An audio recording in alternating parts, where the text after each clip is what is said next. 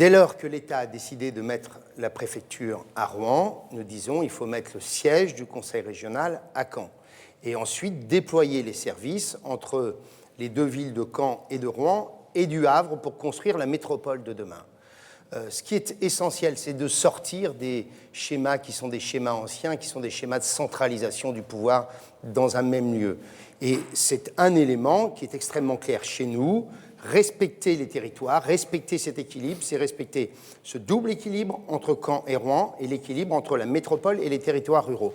Voilà ce que nous défendons. La préfecture, c'est l'État qui décide. Il a indiqué à titre provisoire, mais probablement définitif, que ce serait à Rouen. Très bien.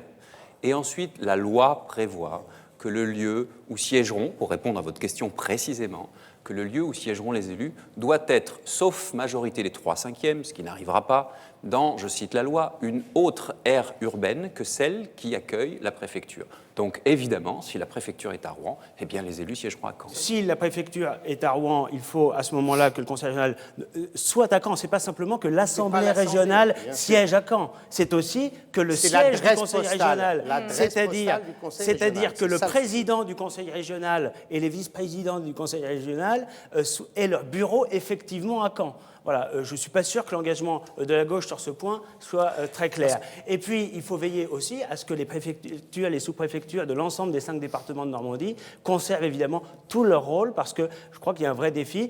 Beaucoup de nos compatriotes ont le sentiment qu'en créant des très grands ensembles, et c'est même le cas de la Normandie, alors que la réunification par ailleurs fait consensus, en créant de grands ensembles, eh bien, on éloigne les citoyens du centre de décision.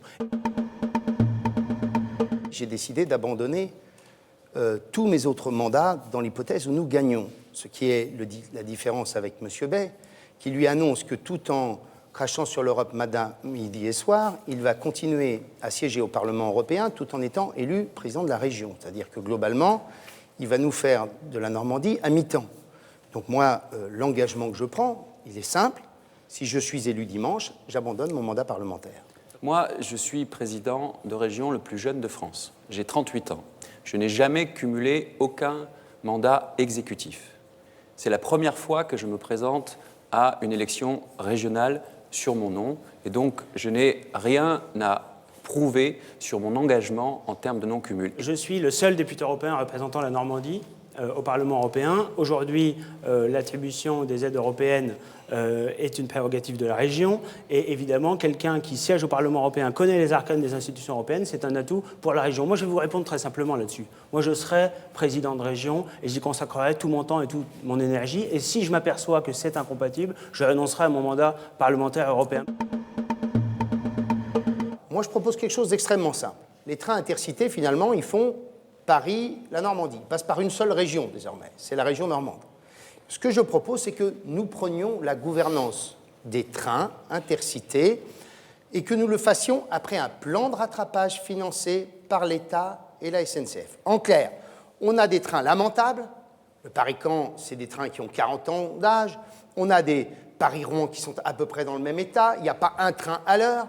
Et de toute façon, l'État et la SNCF considéreront que nous ne serons jamais une priorité.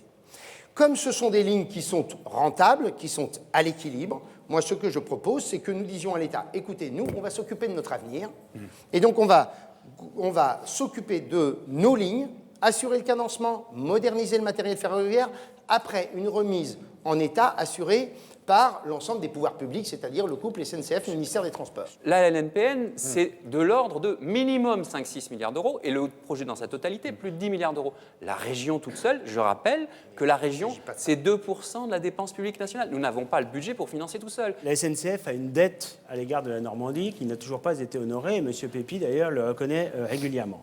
Je crois que dans ce domaine-là, pour que les choses avancent, il faut défendre un projet qui soit une amélioration concrète, dans un délai raisonnable et à un coût raisonnable, du service aux usagers. C'est-à-dire qu'on peut toujours rêver de la ligne Nouvelle Paris-Normandie, dont la date de réalisation serait supérieure à 40 ans, sans qu'on sache d'ailleurs précisément si dans 40 ans, ça correspondra encore à nos besoins à cette période-là.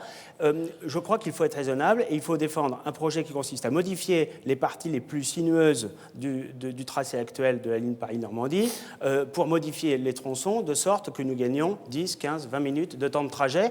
Il faut également régler le problème du barreau entre Mantes et Paris et faire en sorte que la Normandie dispose de voies dédiées et de quais dédiés pour que les trains qui arrivent de Normandie ou qui y partent ne soient pas ralentis aux mêmes cadences que les trains de banlieue.